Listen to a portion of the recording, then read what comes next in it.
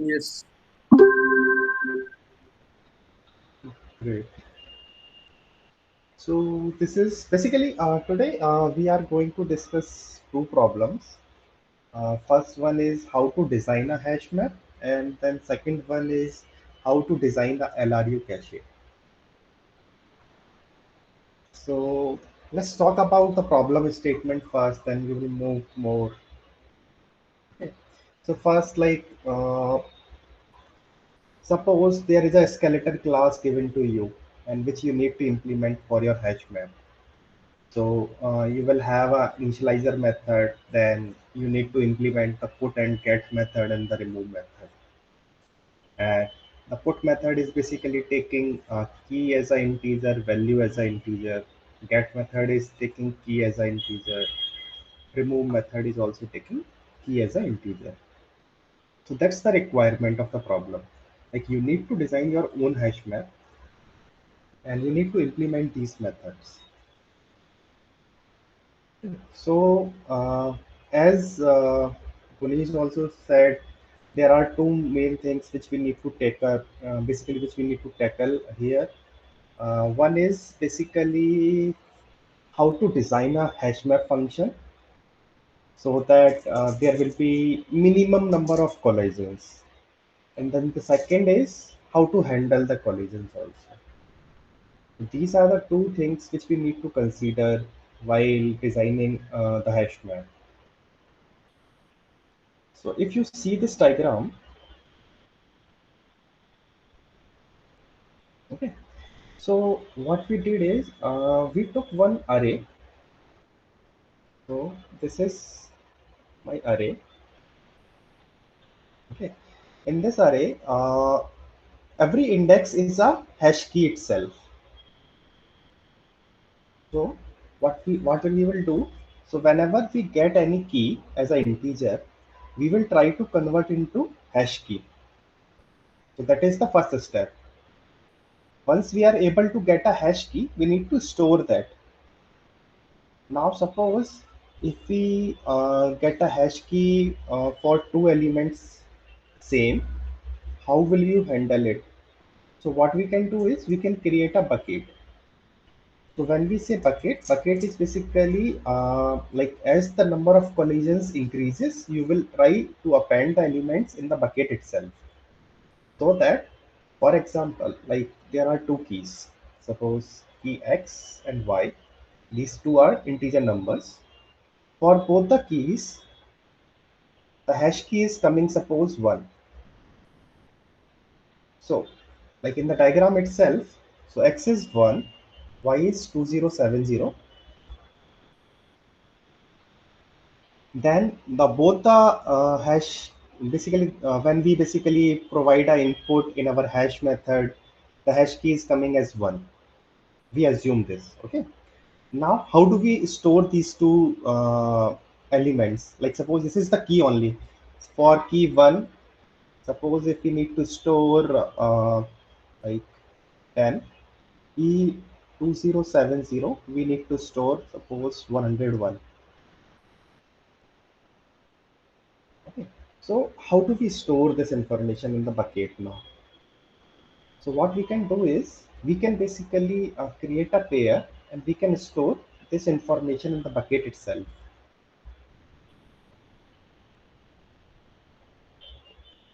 Any doubt till here?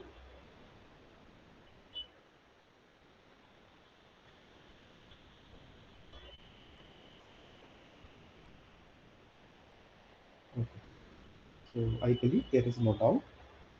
So let me. Nishan, what is the mean by bucket? It's a kind of array or something else data structure. Yes, it could be anything based on your logic. Like you can implement a linked list, you can implement a doubly linked list, you can implement a array. So it's up to you how you want to define the bucket. Okay, So, okay. so once we basically deep dive into the code, we will discuss like what all are the possibilities we can consider for the bucket. Sure, sure. Nishant, but this bucket will be containing pairs, right? This is for Right, sure. right. Okay, okay. So now if we are considering this bucket as an array, Then what we can do is basically we can traverse the array and check like whether some element exists or not exists, and based on that we can return the value if we consider the array. If we consider a linked list, we need to traverse using the next pointer itself. And if we are considering doubly linked list, then also we need to traverse it, because we need to check like whether a particular element exists or not exists with a particular key value pair. Right? So let me go through with the code. So the first one is basically, let's talk about the pair part. So we basically create a pair, which is basically a key value pair, right? So we define one class, pair class. We can define in any programming language. Like for example, in Swift, if you want to define it, you can create a structure which has two variables, first and second. Keep it as a generic one so that it's easy for you to define, like either if you want to define as an integer or double or a strings, it could be anything. So in Java, this is the syntax. Okay. So let's move to the second part, how to define the bucket.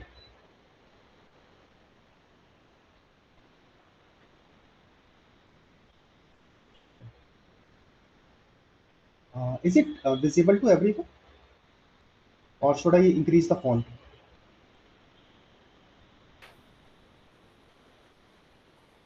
It is visible.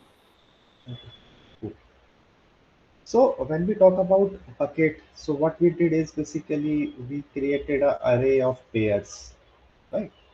So basically, array will contain a pair object, and pair object will hold two values. One is key and another is value, and we defined as a bucket object. Then we basically initialize in the constructor. Now, we need to expose few methods. For example, suppose in a bucket, if you want to update any object, or if you want to get any object from the bucket, or if you want to remove any object from the bucket. So we need to define these three APIs. One is get, another one is update, another one is remove. So let me give you the use cases for everything. Okay. So first one is basically, suppose in a hash map we store, like this is my key value pair 1 comma 5, 2 comma 5, 3 comma 5, and then 2078 comma 10. So suppose this and this results in a same hash key, which is 1. We are assuming only for now. Now, when we basically want to store this in the bucket, so we need to call the update method, and update method will basically take care of adding part as well as updating part both. If a element does not exist in a bucket, we will directly add it into the bucket. If a element exists in the bucket, we will update the value only. That's the logic here. So this logic is basically checking whether any element which is basically we are trying to update already exists in a bucket or not. So what we did is basically we use a for loop to traverse an array of bucket, and we check whether the pair key and the input key both are same or not. If both are same, then we will basically update the value for the pair itself, and we will say, okay, we were able to update the value. So we will mark found as a true. And if found is true, then we do not need to add a new pair itself in the bucket. Now consider another case where the key does not exist. So once the for loop exits, the found value is still false. So in the if condition, it will become true, and we will add a new pair in the bucket itself. This method is clear now. Now let's move to another method, remove one. So suppose a key has been given to you. For example, 2 is the input for us. Like I want to remove the 2 key value pair. Basically the key with value 2, we will need to remove it from the bucket itself. And we don't know the bucket is stored at which position in the array. We do not know. So in the bucket itself, bucket is basically an array of pairs. So I need to just traverse the pairs and find out whether the particular key exists. If it exists, we will directly remove it from the bucket array and we will break the condition. So this is how we remove from the bucket. Same thing can be written in Swift also. For update method, we will directly just like do the for loop in an array of pairs and we will write the condition. Similarly, for the remove also, we will do the for loop and then we will basically check whether a pair contains the same key or not. If it contains same key, we will directly remove it from the bucket itself. Now the third method is get method. So if for getting the method, basically we need to traverse the bucket and see if the key exists, then we will return the value itself. So this is the logic for get. Any doubt till here? Like we talk about pair, we talk about bucket, but our hash map is still pending.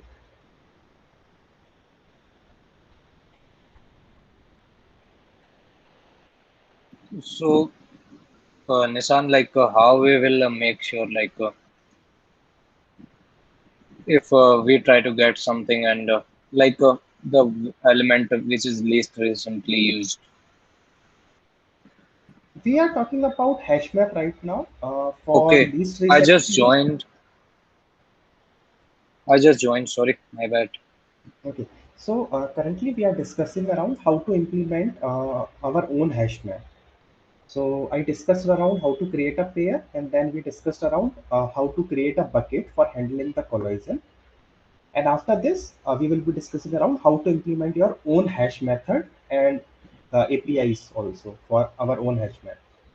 So it will be good, like if you can brief me within a minute or so, like what all data structure which you just told for this hash map. Okay. So if you see this diagram, basically what we are using is for storing, basically for mapping the hash keys, we are using a array which will be used to implement a hash map. And for handling the collisions, we are using bucket, and buckets are also implemented through array. And that's what we discussed till now, like how to implement a bucket and how to store the pairs in the bucket. Now, So how to basically okay, generate hash key that is pending, and how to implement the hash map class that is also pending. okay, got it. So whenever we have some key, then we perform the get hash and store. Like if there is a collision, then we store in bucket. Okay. Else value will be at the very first position. Otherwise, it will like a kind of a think of a linked list or something like Right, that or a array. right. Okay, okay. Thank you. Okay, welcome. So let's talk about hash map class now. First of all, we will talk like how to implement our own hash map method. So there are multiple ways to implement the hash map method itself. Okay. So one way is basically what you can do is you can write your own hash map generator hash function, which basically while we are basically designing our hash function, we need to consider the purpose. Like for example, in this case, we are talking about integer keys. So suppose we put okay, like after certain range, like for example, I can create a maximum size of array, like suppose 10,000 element array. Okay. After the 10,000 element, if 10,000 full element come, what should be the hash key? Like from 1 to 10,000, I can use the index to store directly. That could be my hash key. But suppose if 10,001 comes, what will happen? So in that case, what we can do is we can use some modulus. So we will use here modulus based approach to generate a hash function. Okay. Now, like suppose if we want to adapt the modular operator as a hash function and the key value is integer type. So in order to minimize the potential collisions here, it is advisable to use a prime number, because if you use a prime number, the number of collisions are very less. So for example, for our this solution, we will be using a prime number 2069. You can use any prime number and you can see like how much collisions are there. You can play with it also.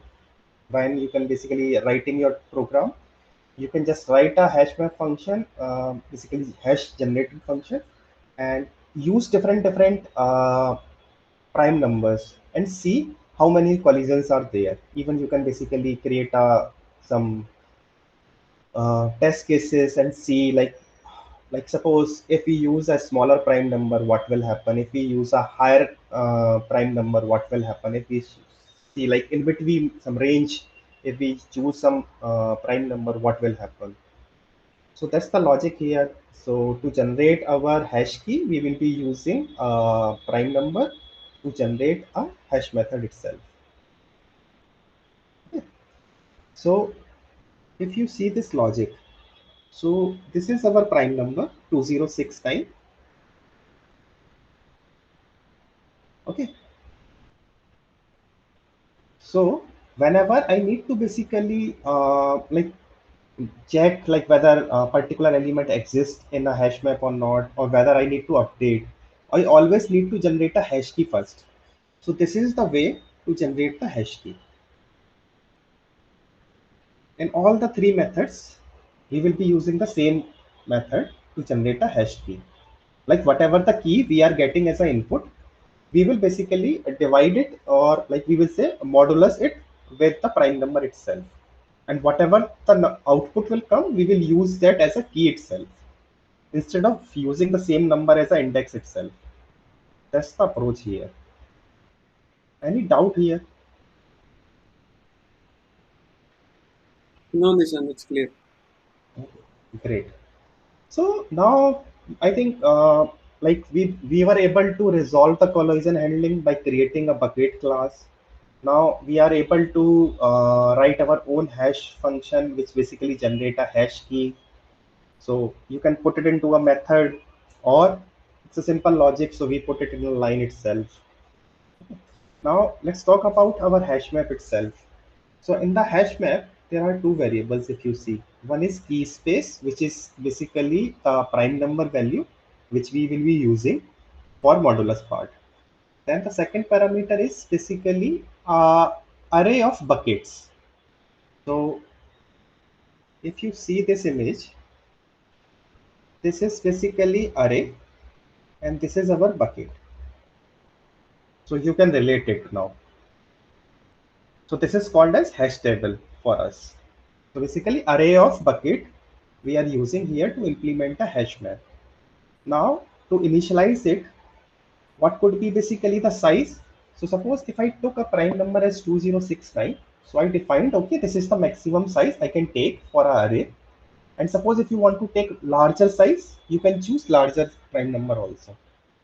For this example, we will basically initialize the array with the bucket itself for 2069 elements. So we have now array which is similar to this one, which can hold 2069 bucket elements, and each bucket can have n number of elements also depending on the collisions. Let's move to now put method, which is the first one. So like if we talk about other languages, other programming languages, it could be put method, it could be directly assign method, where you will basically use some dictionary or hash map and with some key, and you will be assigning some value. That could be a method. Then put or a set method could be there, like set value for key. That could be a method. So basically the logic will be same for all this. So basically we will be getting a key, we will be getting a value, and we just need to store or update the value for a particular key. So what we will do, we will generate a hash key, and we will basically use this, the get hash key. What it will give us? It will give us a bucket, and in the bucket we can directly use the update method as shown here. Right. So similarly for the get method also, what we will do, we will have a hash key, we will get a bucket, and we will basically use the get API from the bucket to get the element. Similarly, for the remove also, we will get a bucket through the hash key and we will remove the element from the bucket itself. Any doubt here? No, Nishant. Great. So let me summarize it again and then we will move to the next problem. Okay, I will just give. So suppose the question was saying like you need to implement class something like this. There is some blueprint is there and you need to implement the logic to implement a hash map. So how did we basically started? We created a pair class, then we created a bucket class, and bucket class will have three methods. One is get method, another is update method, and third one is remove method. In the get method, we will be basically checking if the bucket contains a particular key, we will be returning the value for that particular key. For the update method, we will be checking if the element exists, then we will update the value. If does not exist, we will add a new element to it bucket. Then the remove method, in the remove method, we will check if a key exists, we will remove the particular element.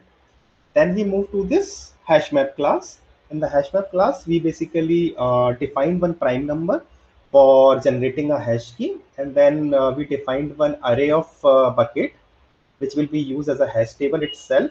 And then we will basically try to use hash key to get the bucket instance. And for the bucket instance which we get, we will use the defined APIs like get, update, and remove. That's how we implement our own hash map.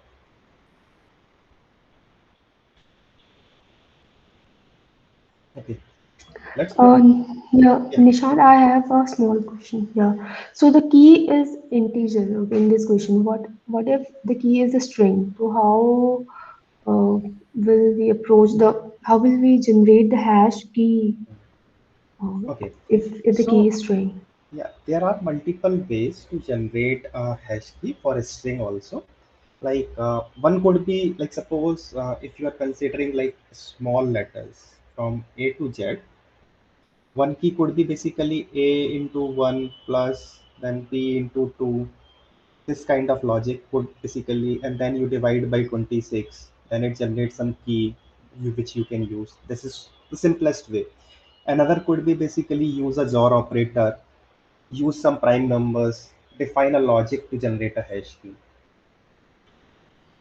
Okay, so if I do like suppose I have a string like AB like something dog or cat, Mhm. okay, and then I similarly I will add the ASCII value of each letter Mhm.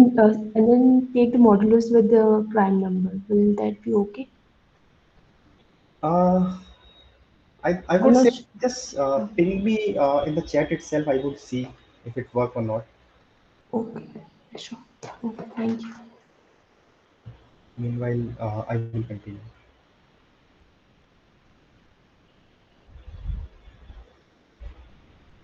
Okay. Any other question, guys?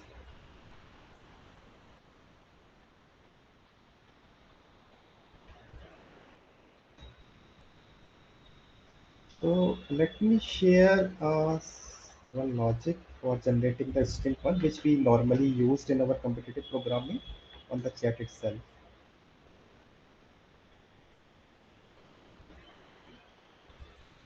This we used for string conversion. Here also we will use a prime number.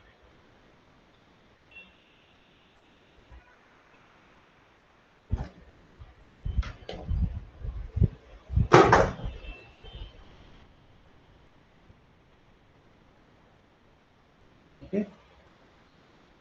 So, Nishan, just one thing, like if there is a collision, so we are just updating the value or we are appending it to the bucket. Uh, for the collision, we will be appending it to the bucket.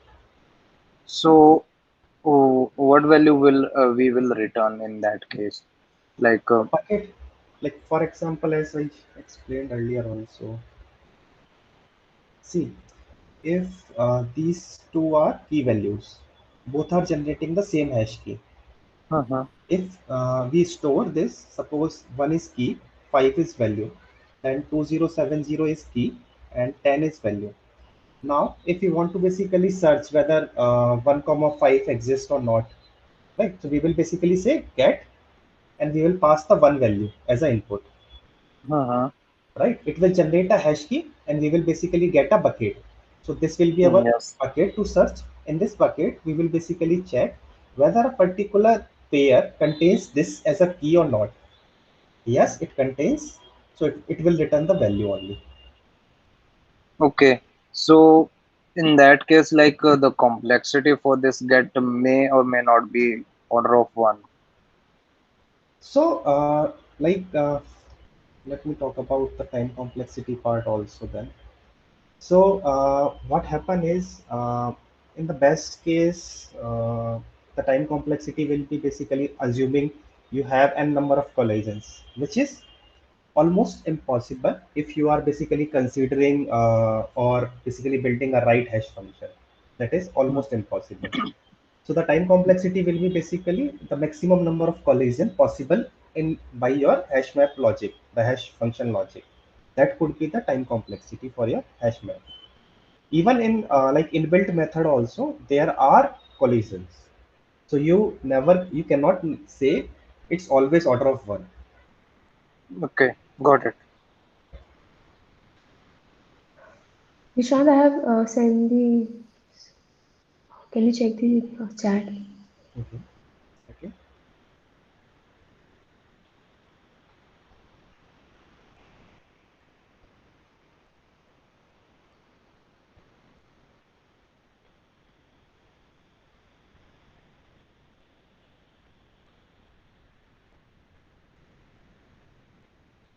Yes, you can use it, but it will create a number of collisions like more.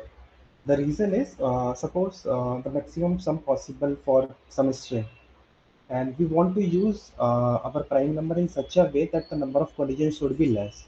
So it should be around that only. Like for example, if we got a sum of 97, 98, and 99 is equal to suppose 287. So if we basically take a prime number which is near to that only, we will be able to reduce the number of collision itself. Okay. So So basically, yeah, so if you see the above logic where we basically get a string, there also what we are doing is we are basically checking each character like from that string array, uh, or we will say character array. From a character array, we will be basically fetching C as a single character, and then we will use 33 hash multiplied by 33 plus C logic to generate a hash method. And there was one theorem around this also which proves that the number of collision is very less if we use this logic. okay. Hash into 33 plus C. I Yes. mean, So, yes. which is basically when we write this operator, open operator, basically. So this is also similar to multiply by 33 only. Okay, got it. Thank you. Here we just using the bitwise operators.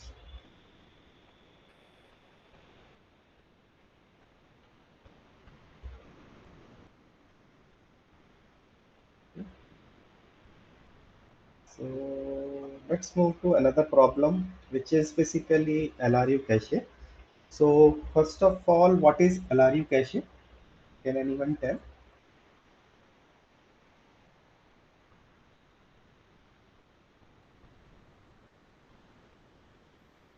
Larry is nothing but least recently used to cache.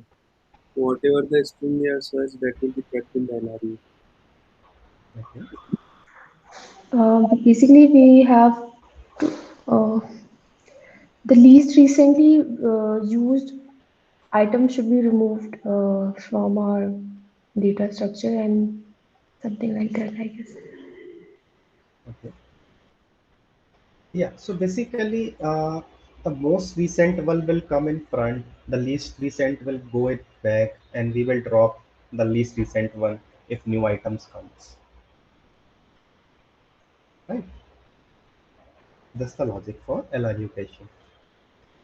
So the question says basically you need to implement a LRU cache class, and this question is favorite question for Adobe interview. Okay. Like the question says, basically you need to implement a LRU cache class. You need to implement three methods. One is basically defining the LRU cache capacity, and then another method will be basically storing some value into the cache, and then third method is basically fetching the value from the cache itself. So if we basically see, this is the ask from the question itself, where a class is LRU cache. We need to implement initializer method with some capacity, and then we need to implement the get and put logic for this. Okay. And we will be using the hash map concept here to implement the LRU cache.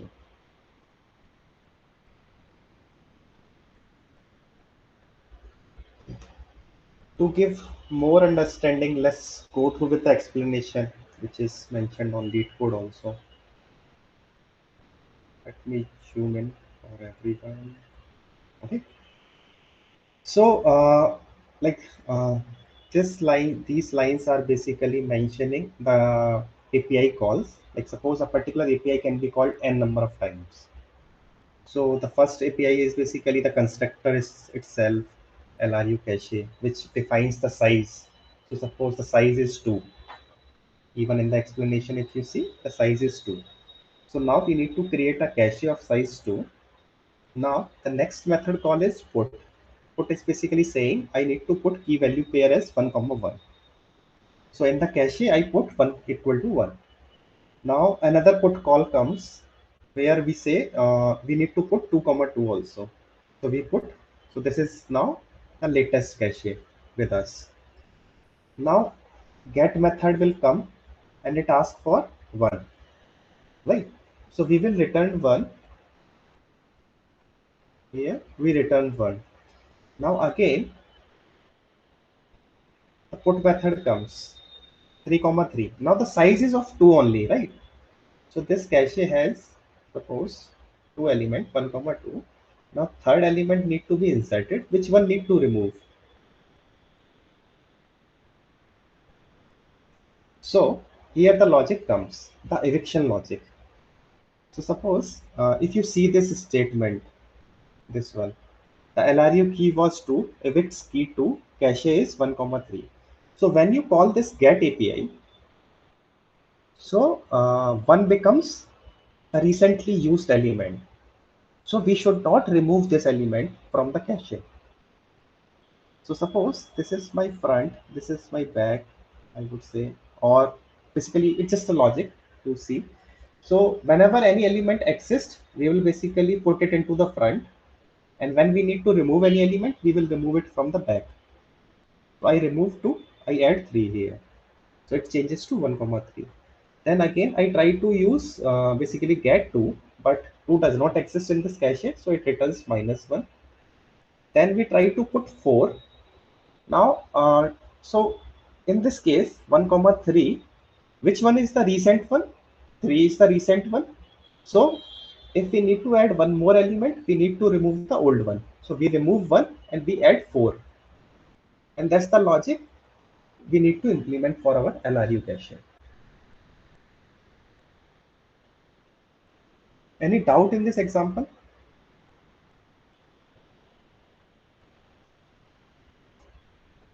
Okay. So let me go through with the code.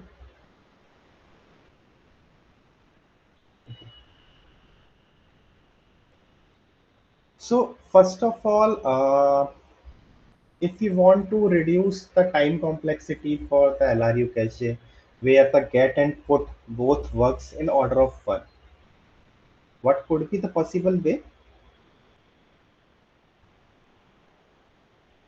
Anyone, guys? Or assume, suppose you are allowed to use any data, inbuilt data structures. How will you implement the LRU cache? For getting the data, we can use map, dictionary or map.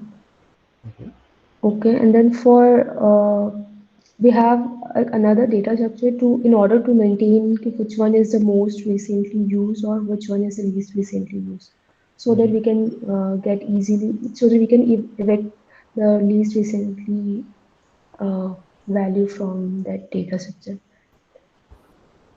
For that, I would say Can it's we use a doubly-ended queue? repeat again. Doubly-ended queue deck. Okay. So I in think WA double link. queue, how will you maintain like the put part? How will you insert the key value pair? Uh, okay. So suppose you put 5 element using the put API in a W queue. Now Yeah. you need to check whether a particular element exists or not exists. You need to traverse the queue. Yeah. Yeah. Yeah. So that will increase the time complexity. Yeah. So, basically, for that removal will take more time. So we can use a linked list because in linked list we can easily remove the node. Um, But for collisions also we need to traverse the linked list. yes, but in the linked list we have to maintain at the front. We have to that node has to contain the most recently used, and at the end we have to make sure that at the end that node has to be least recently used. We have to make some logic. Okay. So let me tell you two approaches. First one is basically using the ordered dictionary in Java. So where basically whenever you access the order will be updated automatically, right?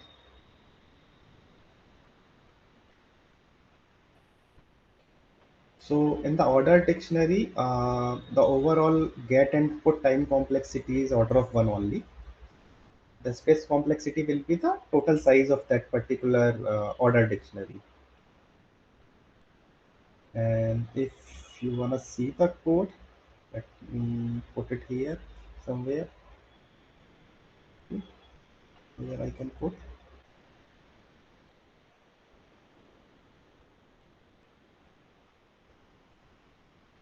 So this is how we can implement using the ordered dictionary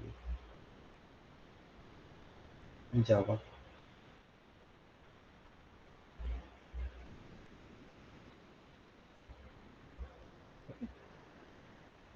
Now suppose if we need to implement our own, how we will implement?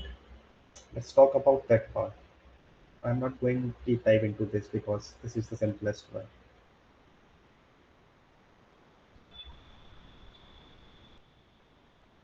Okay.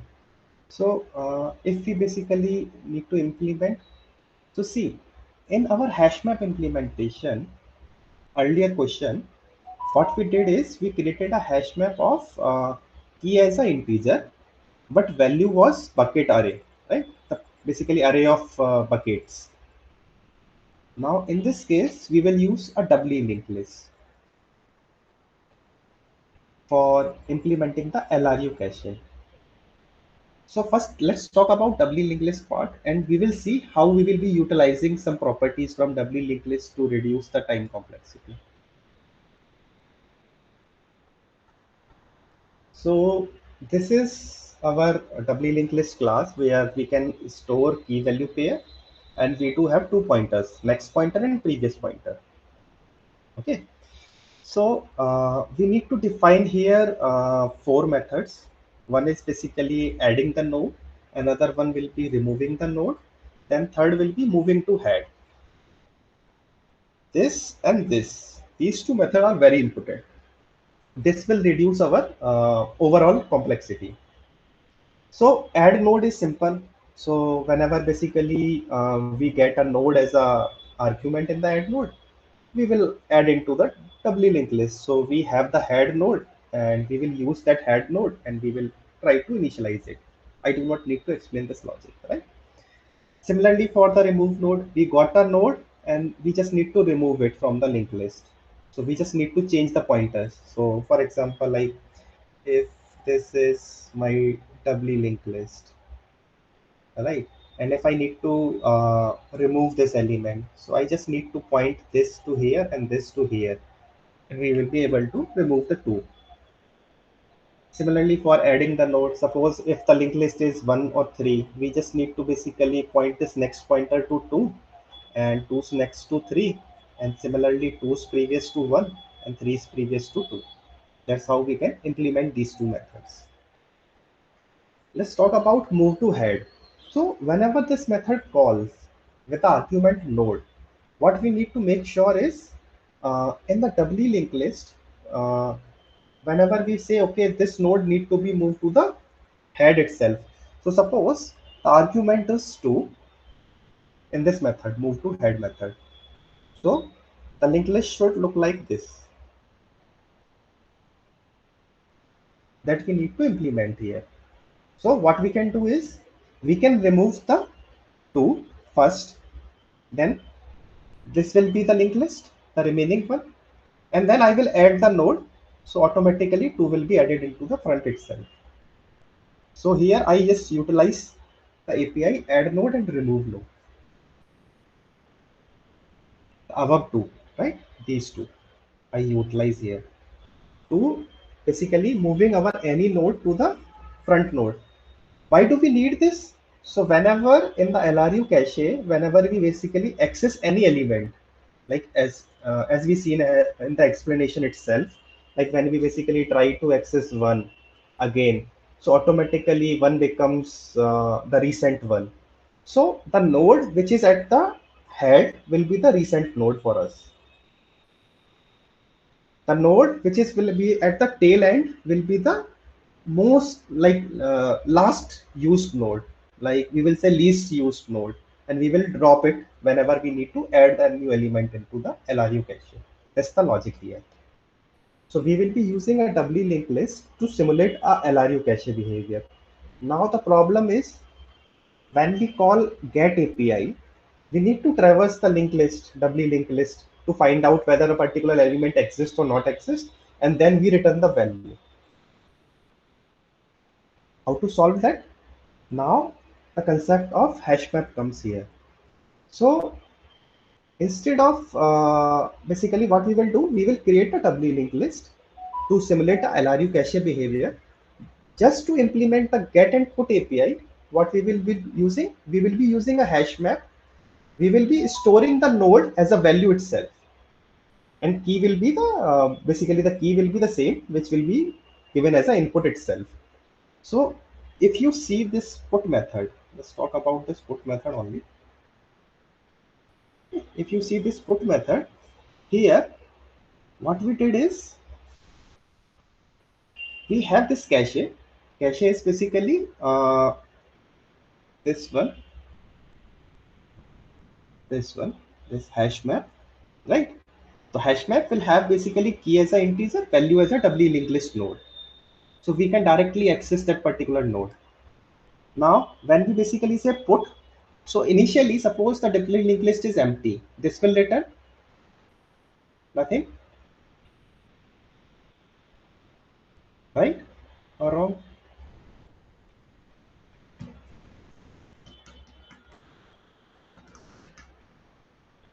Guys? Could you repeat what you were asking? Okay, so suppose the doubly linked list is empty, what it will return? Cache.get method.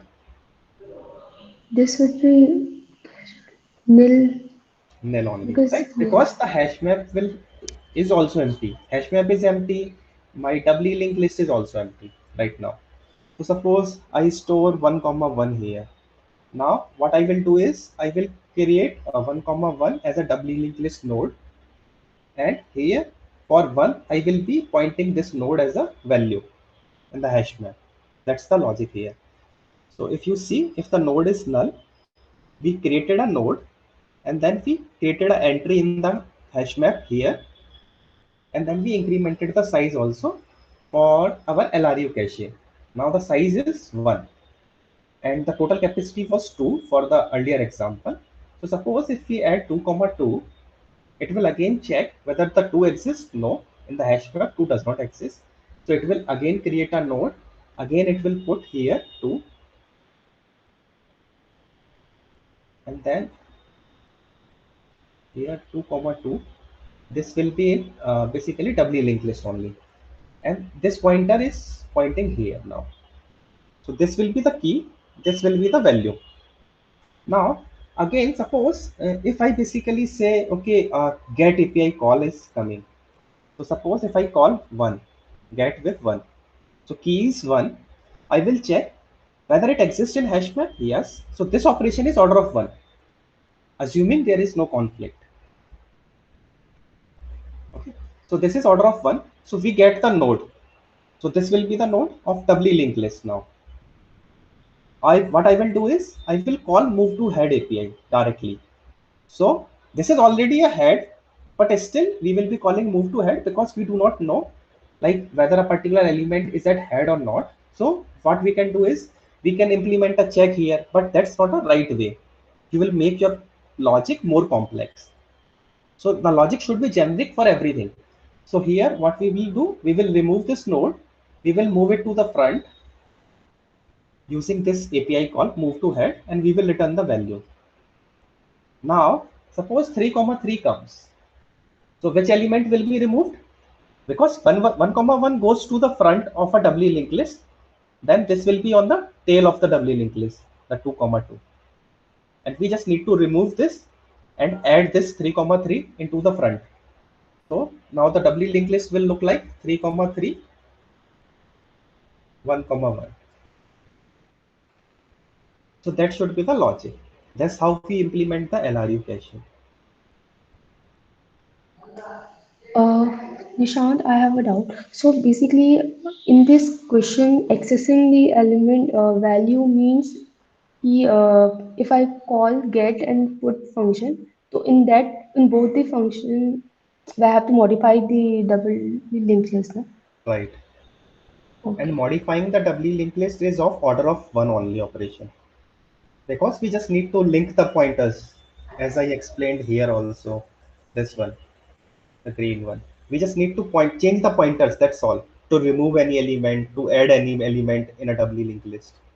So that operation is always order of 1, and that we will use to basically update the recent element which we accessed information.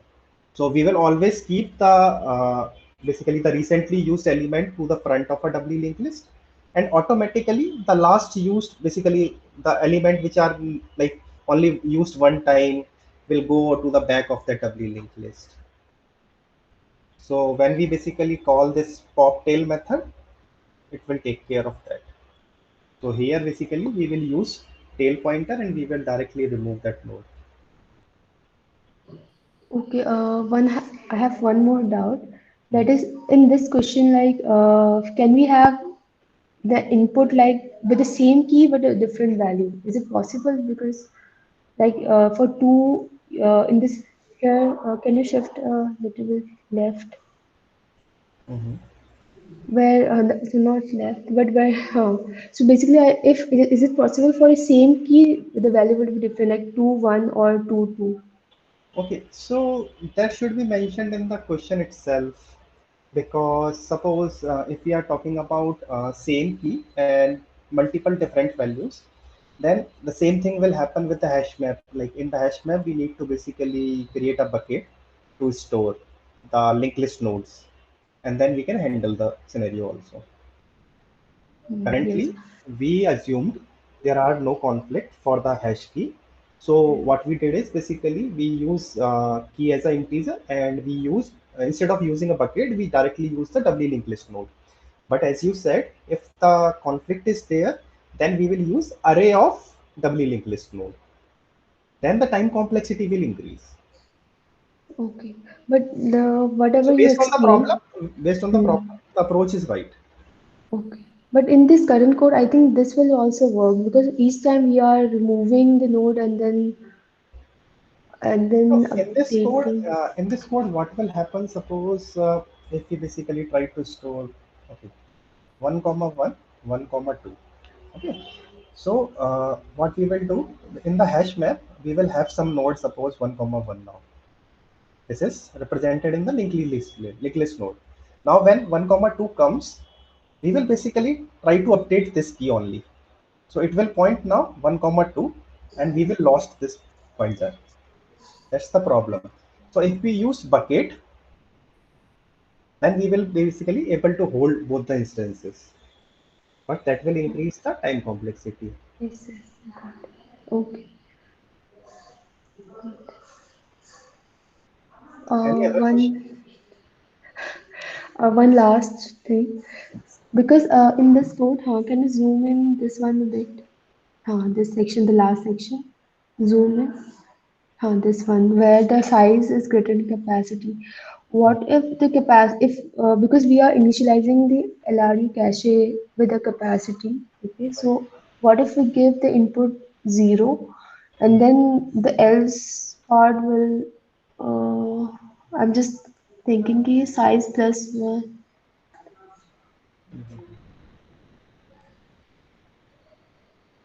But this will handle the 0 size or not? I mean, I'm just thinking. Yeah, this will handle. Okay, thank you. Because see, when the capacity is 0, size becomes 1 here. Here, size will become 1 when you try to insert an element. So 1 is greater than 0, this if condition will true, and then we will remove the element again, and the size will become 0 again. Okay, okay. Yes, yes. Because I thought कि otherwise the get function, if I do get immediately, then the answer will be, Null all. contradicting. Okay, got it. Any other doubt?